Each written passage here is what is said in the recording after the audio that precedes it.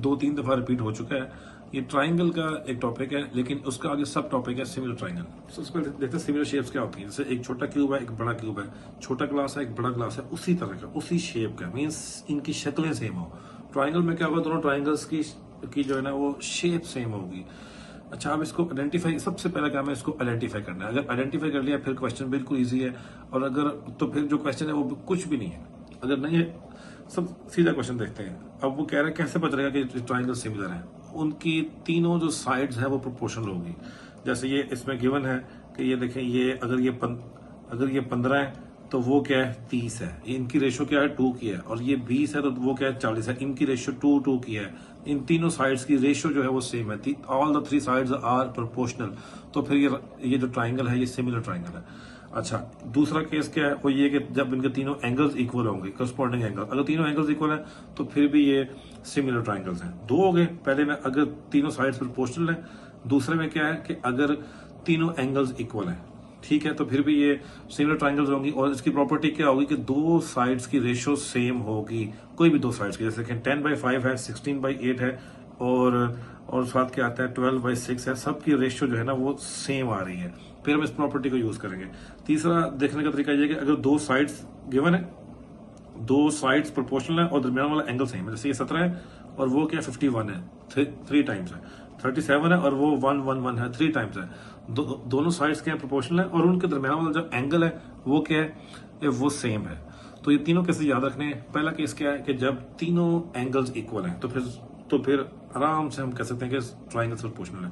दूसरा केस क्या है कि जब तीनों साइड्स आपस में प्रोपोर्शनल है तो फिर भी सही है। तीसरा केस क्या है कि जब दो साइड्स प्रोपोर्शनल है और उनके दरमियान वाला एंगल सेम है, एंगल अब सेम होगा। अच्छा, अब क्वेश्चन देखते हैं। ये 2023 में आया है। क्वेश्चन नंबर 8 का पार्ट डी है। ये वो कह रहा है अहमद जो है ना वो एक टॉर्च से 2 मीटर के डिस्टेंस पे खड़ा है। He is 1.6 metre tall. उसकी जो हाइट है 1.6 है, and is facing the wall. एक दीवार को कर रहा है और दीवार पे उसका साया जा रहा है। वो पूछ रहा है उसका जो साया है, शैडो है, वो कितना लंबा है, BC। अब अच्छी बात है कि उसने हमें ट्राइंगल दे दी हुई है। गौर से देखें, ये सिमिलर ट्राइंगल्स हैं। वैसे क्या, मुझे तो वैसे बड़ी प्रैक्टिस है, प्रैक्टिस से पता लग रहा है, अदरवाइज वैसे भी पता लग सकता है, कोई इसमें ऐसा इशू नहीं है। जैसे दोनों ट्राइंगल को सेपरेटली बनाते हैं तो फिर ज्यादा इजी रहेगा। अब ये क्या है आपका ADE, और दूसरी मैं बना लेता हूं आपकी इसके साथ ACB। अब जो एंगल सेम है सबसे पहले वो बनाऊंगा। जैसे देखें, ये 90 का है, ये 90 का है। ये A दोनों में कॉमन है, दोनों में कॉमन है। अब अगर दो एंगल सेम है तो तीसरा भी डेफिनेटली सेम होगा, क्योंकि तीसरा वो, तो इसका मतलब है ये एंगल भी सेम है। तो तीनों एंगल सेम है तो ये शेप्स जो है ना वो सिमिलर है। अब इनकी दोनों साइड्स की रेशियो प्रोपोर्शनल होगी। मींस क्या है बोला, अब मैंने कहा BC निकालना है, उसको अगर मैं x अज्यूम करता हूं तो x ओवर इसका हाइपोटेन्यूज ओवर, सॉरी, इसका perpendicular over the smaller angle का जो perpendicular over DE would be equal to AB, इसकी बेस ओवर स्मॉल ट्राइंगल की बेस ओवर AD। अच्छा जी, x क्या है जी, x ओवर DE कितना है, DE था 1.6। AB कितना है, AB होगा देखें 12.5 और AD कितना है, AD है आपका 2।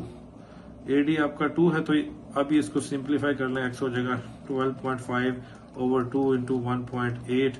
ये 2, ये 0.8 आ जाएगा, ये आ जाता है आपका